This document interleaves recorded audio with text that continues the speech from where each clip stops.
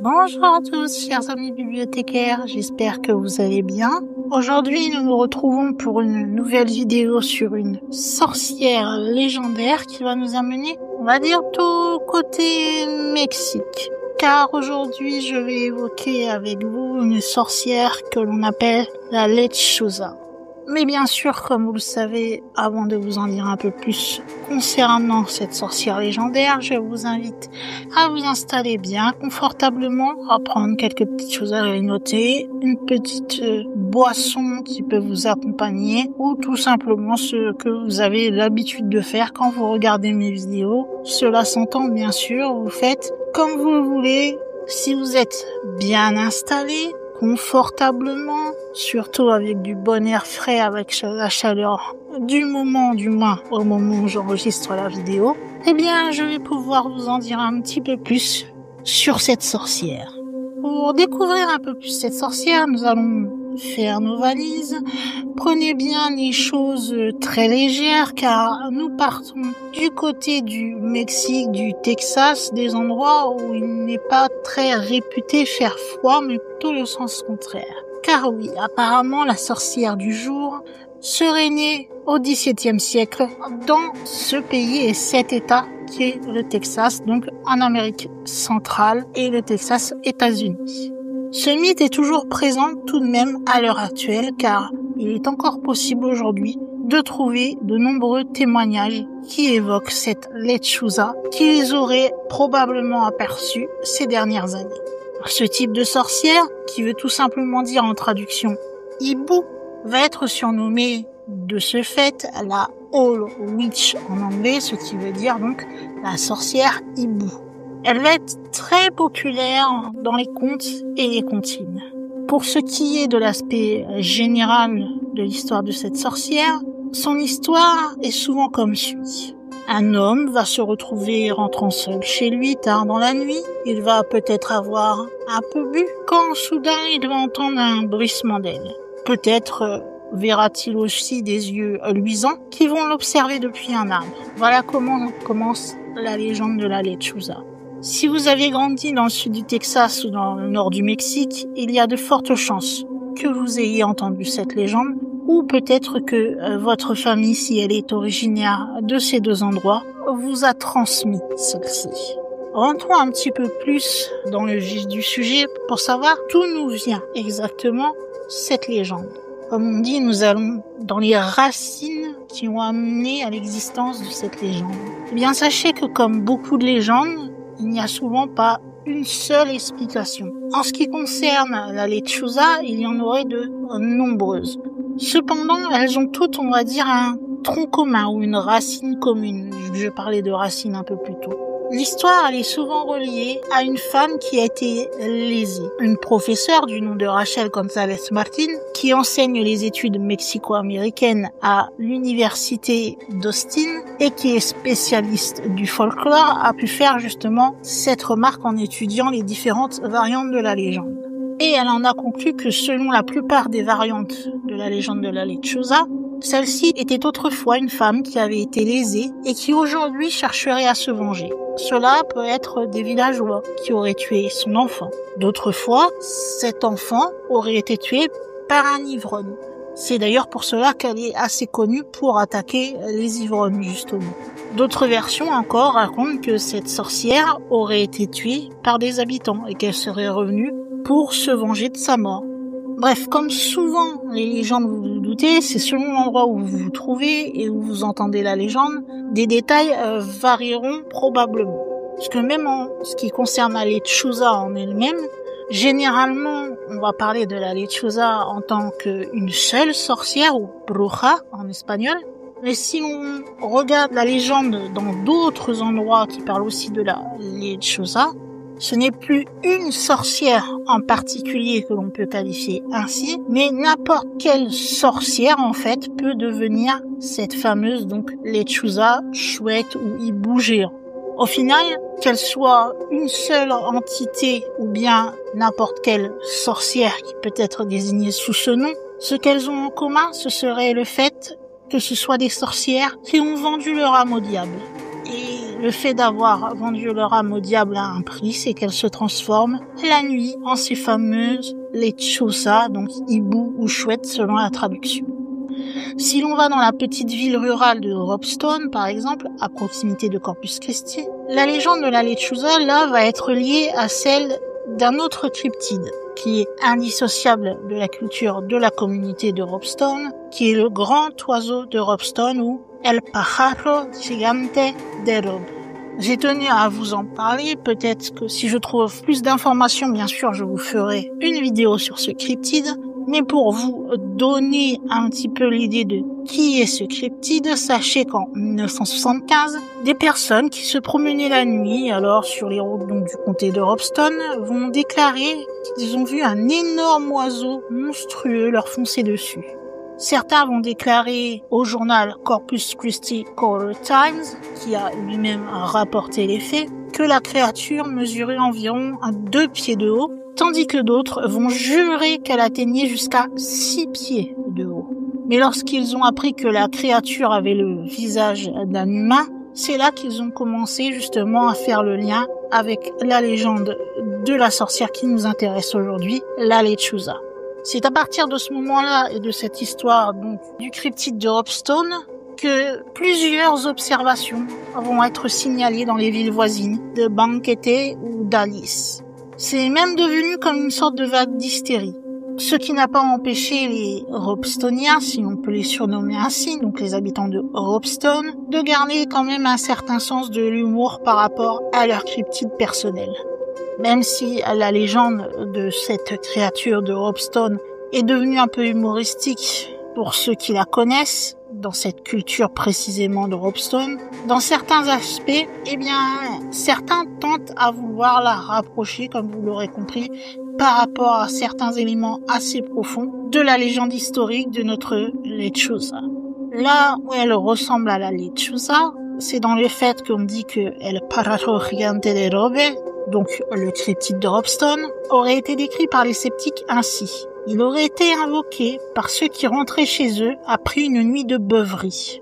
Ce qui, selon notre professeur, Madame González Martín, c'est un aspect particulier que l'on retrouve également dans la légende de la lechuza qui attaquerait, dans certaines versions, plus particulièrement les ivrognes. Où là, en fait, la légende ferait comme office de châtiment, si vous voulez. Il y a aussi beaucoup d'histoires modernes et d'observations de la lechuza encore à l'heure actuelle. Dans la majorité des témoignages, on peut se rendre compte qu'elle s'en prend à un type particulier de victime. Plus précisément, elle va s'attaquer aux hommes. Et souvent, ce sera des hommes qui vont se promener seuls, souvent malheureusement également aussi ivres, un soir de week-end ou bien un soir de travail et qui rentrent assez tard chez eux. C'est ce qu'a déclaré le professeur González Martín. Elle dira même, et là je la cite, « Les hommes connus pour leur comportement lascif, les personnes abusives, peu aimables, cruelles, qui peuvent tromper leurs épouses ou même abuser de leurs enfants ou de leurs partenaires. Ce sont pour elles les personnes qui sont le plus susceptibles d'être attaquées par la lechuza. » Vous me direz, c'est bien beau, tu nous dis qui elle attaque, mais comment peut-on savoir si nous avons affaire à la lechuza? Eh bien, c'est ce que je vais vous expliquer dans la deuxième partie, en vous décrivant tout simplement, selon ce que les témoins ont vu, bien sûr, cette fameuse lechuza. Et désolé d'ailleurs pour la prononciation depuis le début, je ne sais pas si on la prononce comme ça en mexicain. Vous comprendrez peut-être qu'il y a quelques sonorités qui diffèrent entre l'espagnol et le mexicain. Mais pour en revenir à notre chère lechuza, ou notre chouette ou hibou si vous voulez la version française, on dit d'elle que généralement ce serait une chouette blanche qui serait en fait, bien sûr, le jour, comme je vous le disais, una bruja, donc une sorcière, qui aurait pris cette fameuse forme. Il y a même certains petits hiboux qui sont d'office considérés comme des sorcières. Mais si on en croit la majorité des légendes que l'on peut trouver sur la lechuza, tous sont plus ou moins raccords sur le fait que celle-ci serait plutôt un hibou géant. Dans certaines histoires, ils disent que c'est un hibou blanc. Dans d'autres histoires, les rapports indiquent plutôt qu'il s'agit d'un hibou noir. Mais cela, comme vous l'aurez compris, bien sûr, dépend encore de l'endroit où vous entendez la légende. Ce hibou ou chouette, puisqu'on a tendance à utiliser les deux appellations, mesurerait entre 2,50 m de haut, avec une envergure également de 2,50 m. Même si d'aspect on a l'impression que c'est un hibou, on dit qu'il aurait le visage d'une vieille femme. Cette lechuza, donc fait de hibou avec un visage de femme, aurait notamment été signalée à Chihuahua, Coahuila, Durango, Nuevo León et Tamaulipas, mais aussi dans la vallée du Rio Grande au Texas et même jusqu'en Californie, surtout dans le sud de l'État de Californie. Donc, comme vous l'aurez compris, certains vont la décrire, comme je vous l'ai dit, de 2,5 m de haut, envergure 2,5 m, visage d'une vieille femme, mais d'autres, eux, vont plutôt la décrire comme un petit oiseau, lui aussi, bien sûr, avec le visage d'une vieille femme. Quoi qu'il en soit, dans les deux cas, cette bête, nous allons dire, semble assez effrayante, il faut dire ce qui est. Dans la nuit, vous remarquerez que ses yeux brillent d'une lumière comme venue d'un autre monde, et son cri est décrit comme obsédant. En tout cas, que ce soit sous cette forme de chouette gigantesque, noire, blanche, ou bien sous ce petit oiseau, petit hibou, toujours avec ce visage assez effrayant de vieille dame, quelle que soit la forme utilisée, la lechuza va chercher à se venger de quelque chose qui a attiré sa colère, ou bien de ceux qui l'ont blessée elle-même. Et afin d'y parvenir, elle va alors pactiser avec le démon, comme je vous expliquais un peu plus tôt. Elle deviendra alors una bruja, une sorcière en espagnol, et obtiendra ses fameux pouvoirs. Ces pouvoirs sont ceux, par exemple, de pouvoir modifier le temps, de pouvoir déclencher des tempêtes, ou bien encore de décharger les batteries des voitures. Ne cherchez pas, si vous faites face à la lechuza, à vous dire, comme nous sommes pas loin, Mexique, États-Unis, assez réputés pour, vous savez, les pampans, si vous me suivez jusque-là, puisque elle est tout à fait insensible à ça. Si vous pouvez tirer dessus, elle s'en fout totalement, elle résiste. Et même si vous utilisez plutôt, nous allons dire la version corps à corps si vous voulez vous défendre, eh bien, il faut que vous tombiez sur la bonne arme blanche puisque elle est également insensible à la majorité d'entre elles. Donc, bien difficile de s'en débarrasser. En ce qui concerne son cri qui, comme je vous le disais un peu plus tôt, est assez obsédant, on dit qu'il ressemble assez à celui d'un bébé. Ou bien, certains vont dire que ça leur ressemble plus à un sifflet. Elle utilise ce cri en majorité pour attirer les gens à l'extérieur et donc se rapprocher d'elle pour qu'elle puisse s'en prendre à vous et faire après un bon festin de votre corps. Parfois, on va juste entendre le cri de la lechuza sans forcément la voir. Dans ce cas, on considère cela comme un présage de mort. Si vous entendez crier la lechuza, il est dit qu'un membre de votre famille va mourir. Il se peut aussi que vous rêviez de celle-ci. Là encore, s'il vous arrive de rêver de la lechuza, c'est un présage de mort également. Ne vous en faites pas quand je vous dis qu'elle pourrait manger la victime qu'elle a choisie, car je vous rappelle qu'avec sa taille, elle a largement les serres assez grandes pour porter un adulte et le manger tranquillement où elle le souhaite. En plus de pouvoir modifier le temps avec les tempêtes, etc., elle aurait aussi le pouvoir, depuis son pacte avec le diable, de s'attaquer aux émotions humaines. Elle aura plus tendance à apparaître lorsqu'elle entendra des disputes domestiques.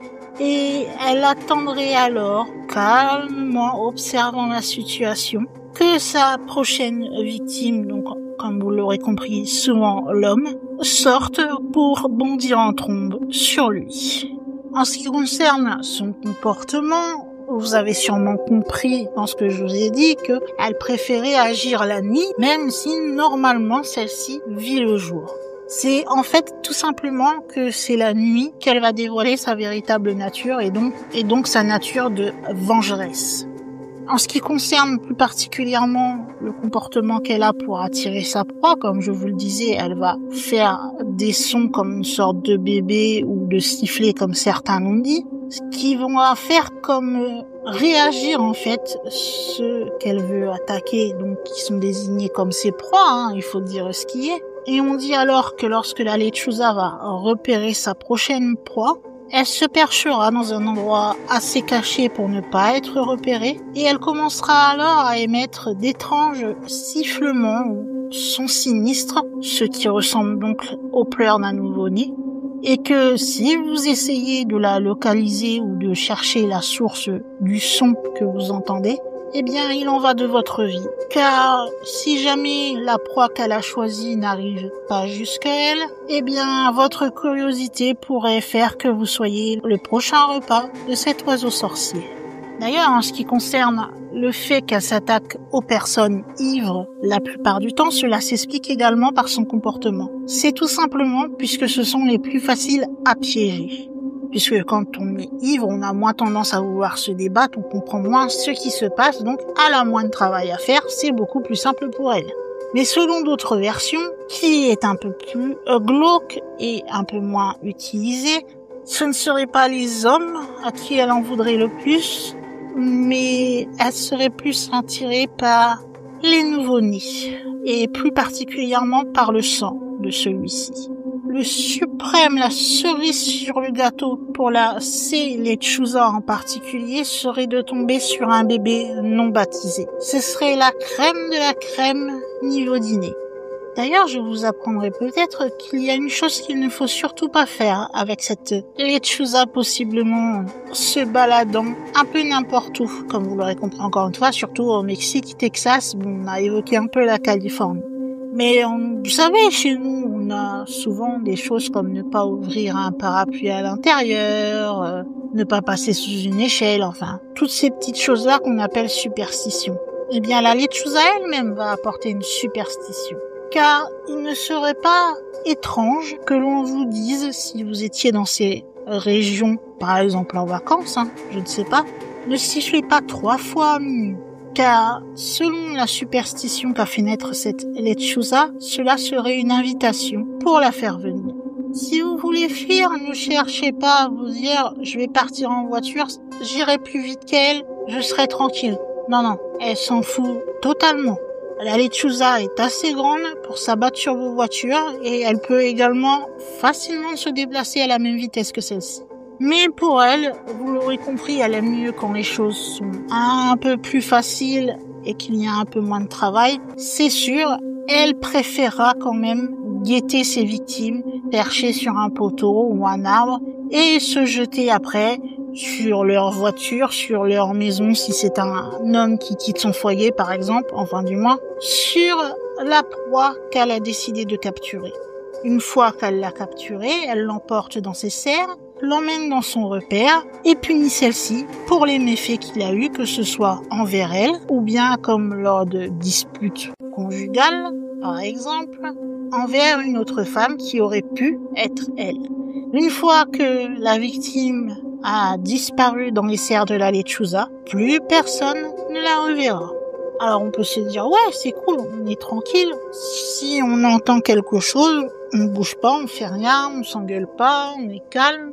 Mais il arrive que dans certaines versions, la lechuza se retrouve un petit peu à jouer avec vous.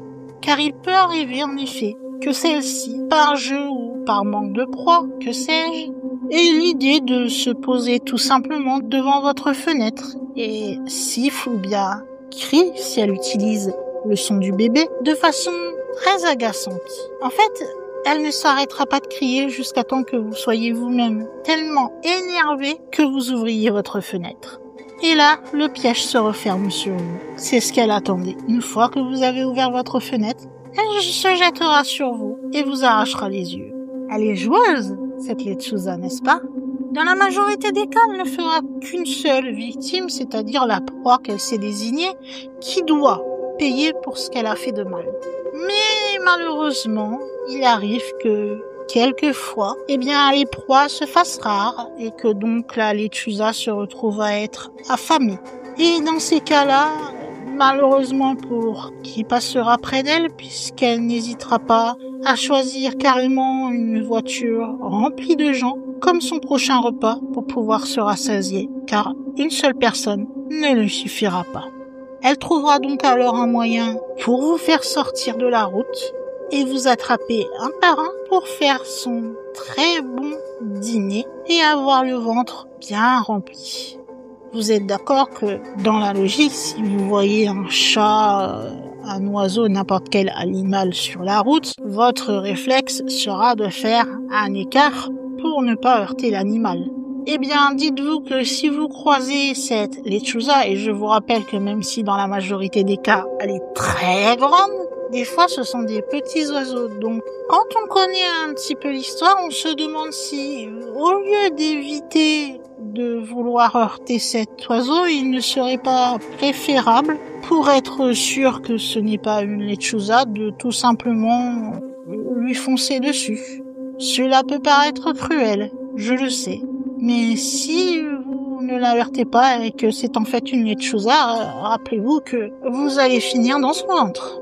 Mais attention, même si la lechuza, dans la plupart du temps, n'est pas vraiment quelqu'un que l'on voudrait croiser. Oui, je dis quelqu'un, car je vous rappelle que la lechuza est à la base une sorcière qui de nuit se transforme en chouette ou hibou, encore une fois, selon la traduction.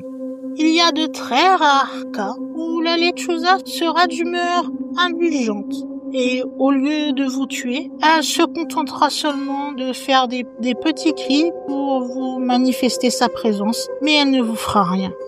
Cela va même jusqu'à certains endroits où la sorcière donc, qui se trouve derrière cette lechuza sera même considérée comme une protectrice du village.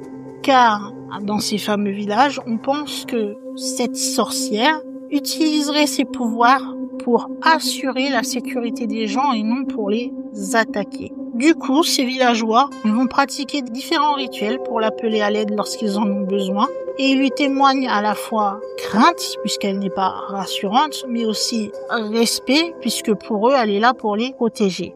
Quelque part, il faut tomber sur ce 1/10 de chance ou de tomber sur le bon village que la lechuza protège. Est-ce que c'est bien ?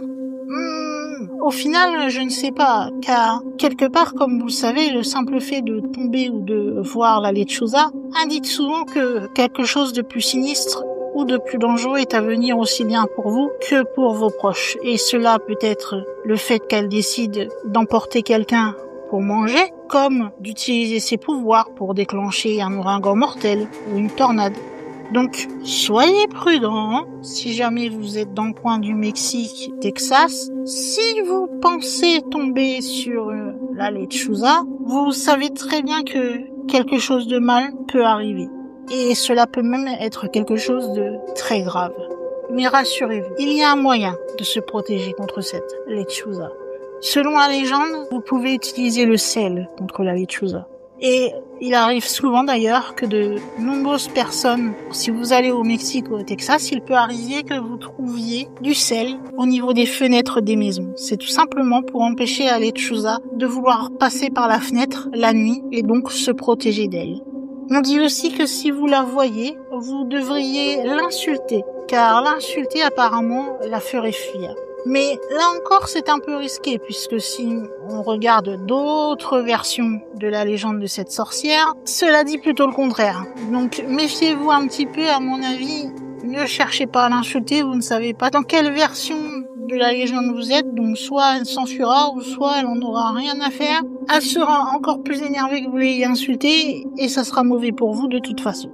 Sinon, à part le sel au niveau des fenêtres, vous pouvez également accrocher à votre porte une corde sur laquelle vous allez nouer 7 nœuds.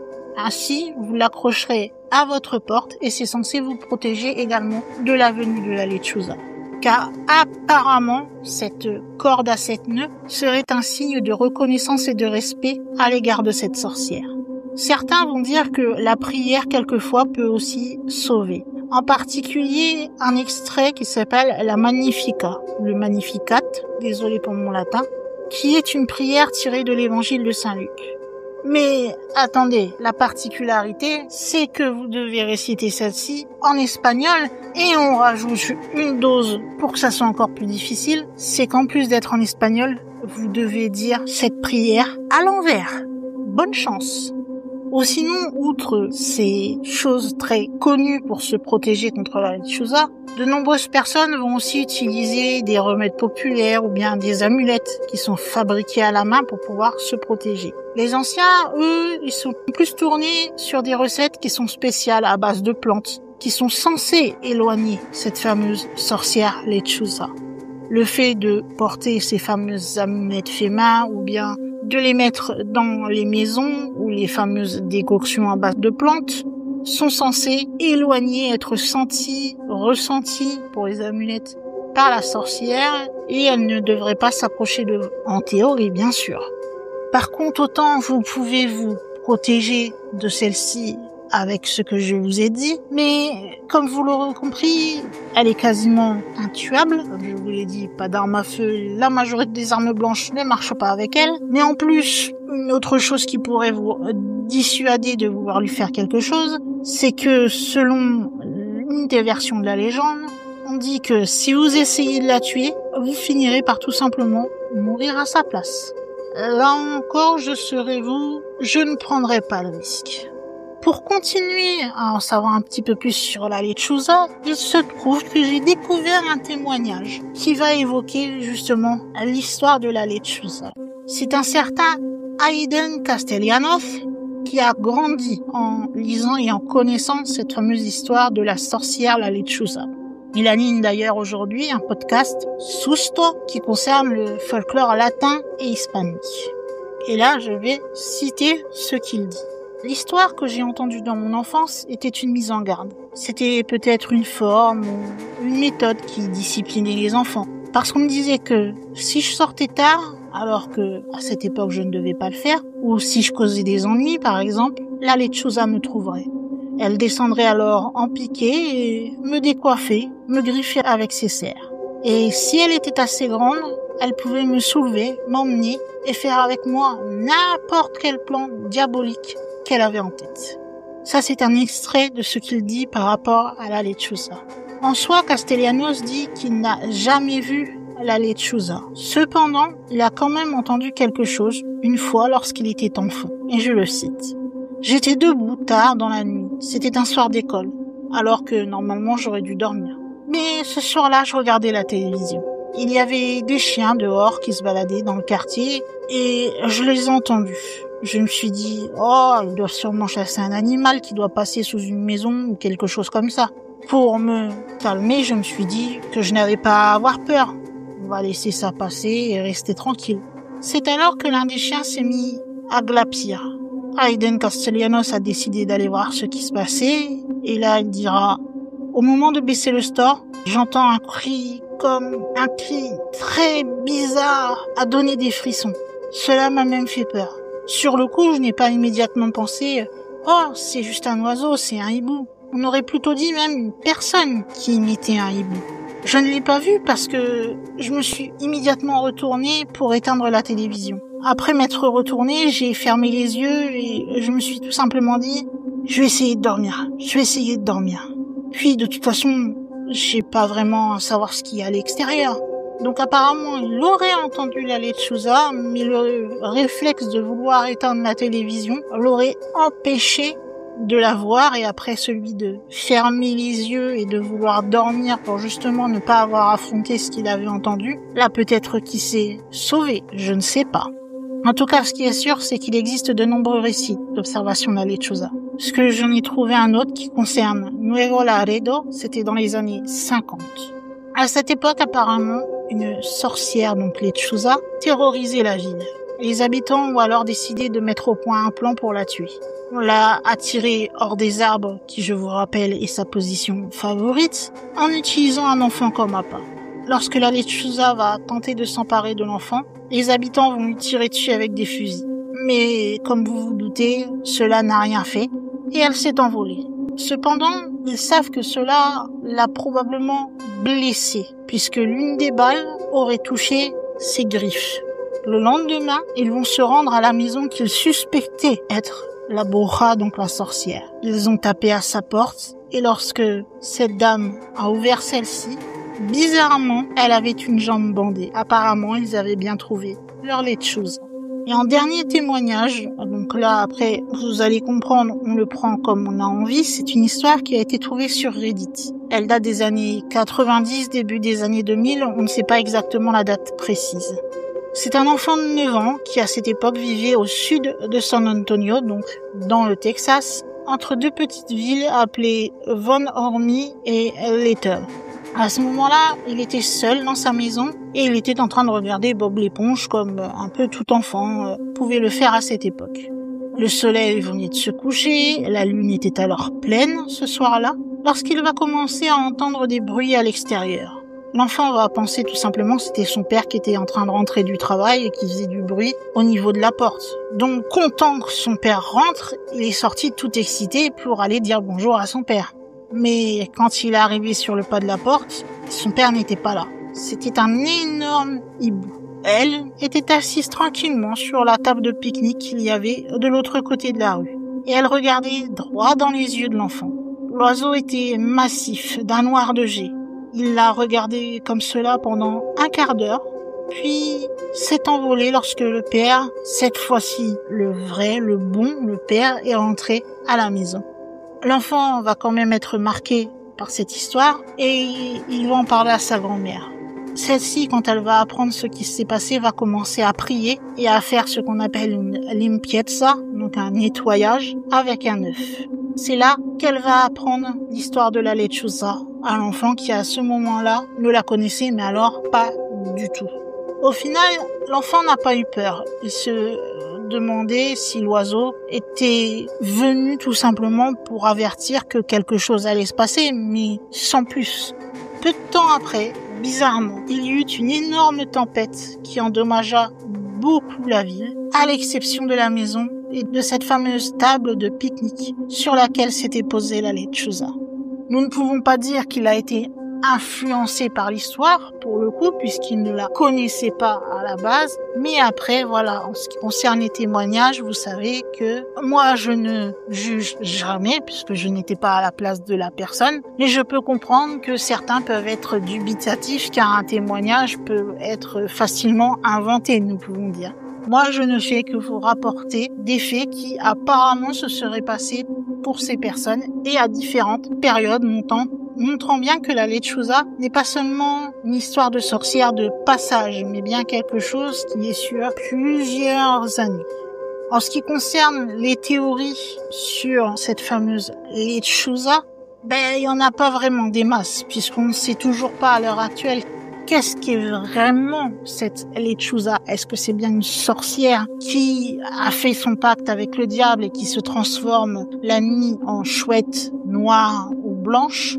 Avec tout ce que nous avons de technologie, etc. aujourd'hui, nous n'en savons toujours rien. Tout ce que l'on peut savoir par rapport à cette légende de la sorcière lechuza, c'est le magazine La Lomita qui va l'évoquer. C'est un magazine qui fait partie du mouvement Chicano, qui était naissant dans la région, et qui va publier 25 théories sur cet oiseau. Généralement, on va dire plutôt qu'on a créé cet oiseau pour effrayer les gens de façon générale, d'autres que c'est pour les éloigner de la nouvelle organisation qui s'appelait Familias Unidas, jusqu'à une autre théorie qui serait que cette légende serait là pour donner une forme de justice envers les victimes d'actes violents, donc les femmes, les enfants, etc., et que la lechuza serait la réponse, la fameuse justice rendue envers ces personnes. Est-ce que l'une de ces théories est réelle? Est-ce que la lechuza est réelle? Ou est-ce que c'est bien une invention? Ça, vous savez également que j'aime bien, si on évoque que ce soit un cryptide, une créature, que ce soit un yokai, bien encore les sorcières ou les légendes, etc. S'ils ont été utilisés dans la culture, je vous le dis également, il se trouve que la lechuza a été utilisée dans la culture, notamment, je pense que vous l'aurez compris, vu qu'elle est censée faire peur, dans des films d'horreur, puisqu'il est possible apparemment de voir un film sur la fameuse sorcière chouette. Vous avez tout d'abord Curse of the Lechuza, donc la malédiction de la lechuza, The Cry of the Owl, les pleurs de la chouette, The Owl, la chouette, bien encore Deliria, donc délire si je ne dis pas de bêtises.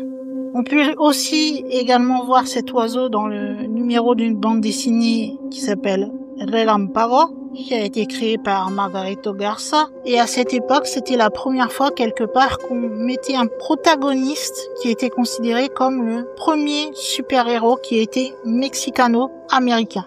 Il y a également des groupes de musique qui se sont emparés de cette histoire de sorcière chouette. Le musicien Wally Gonzalez, un musicien texan, va publier une chanson sur la fameuse créature observée dans le sud du Texas.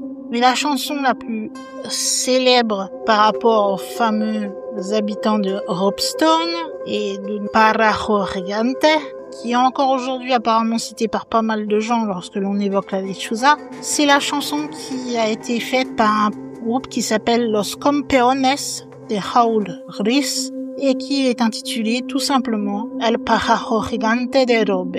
Voilà tout ce que je pouvais vous dire en ce qui concerne la lechuza, en essayant de bien faire des parties différentes pour pas trop vous perdre. Tout ce que l'on peut dire pour conclure cette vidéo, c'est qu'on sait qu'apparemment, pour certains, c'est plus qu'une légende, puisqu'ils seraient tombés face à cette sorcière chouette. Pour d'autres, c'est une histoire qu'ils entendent depuis l'enfance. En fait, c'est un élément clé du folklore mexicain de toutes les manières. Cette histoire apparemment remonterait aux Aztèques et s'est développée ainsi au fil de l'histoire. Et à force de passer de génération en génération, cet être surnaturel va rester jusqu'à aujourd'hui dans le cœur de pas mal de Mexicains et certains Texans. Comme vous l'aurez compris en conclusion de cette vidéo, de manière générale, la lechuza est considérée souvent comme un mauvais esprit et quelquefois, dans quelques petits villages, comme une gardienne. Ce qui étonne le plus les gens, c'est sa capacité de se transformer d'humain le jour à hibou la nuit, et cela depuis des siècles. Ses cris, son apparence, les mythes qui l'entourent ont fait de cette sorcière chouette un symbole durable au Mexique. Comme je vous le disais, aujourd'hui encore, certains disent qu'ils ont vu la lechuza, et donc elle fait encore partie totalement intégrante de la culture mexicaine et texane. Comme vous l'avez vu, on peut la retrouver dans les livres, des œuvres d'art, dans la musique, voire des films la concernant. Et cela, quelque part, montre aussi à quel point les Mexicains sont attachés à leur folklore, car même encore aujourd'hui, tout le monde apparemment serait à peu près au courant de ce qu'est la lechuza.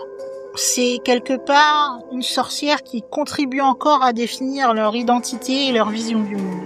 Bien sûr, aujourd'hui, le monde ayant évolué, la plupart des rencontres qui sont dites être faites avec la lechuza sont lorsqu'elle s'approche d'une voiture qui circule sur une route déserte plutôt tard dans la nuit, car il y a un peu moins de personnes maintenant qui se baladent seules, parce que vous le savez, généralement, même des personnes pour faire 5 mètres vont utiliser leur voiture. On va pas se mentir non plus.